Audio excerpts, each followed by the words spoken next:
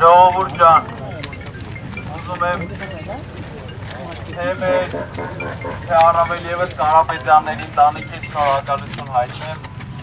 այս ձեր պայքարի համար, մեր բոլորի պայքարի համար ու ասում եմ, ու ես եմ արդեն ձեր բոլորի անունից ասում, որ այս պայքարը հաղթանակած պայքար ալնելու ու մենք պայքարելու ենք մեր ձևով, ունենալու ենք հայրենիք, մեր երազած հայրենիքն ենք ունենալու։ Բոլորիցդ հատառած շնորհակալ եմ շատ, Կարապետյանների ընտանիքի անունից մեծ շնորհակալություն եմ փոխանցում ձեզ, Աստված բոլորիդ ընտանիքներին օրհնի, պահապան լինի,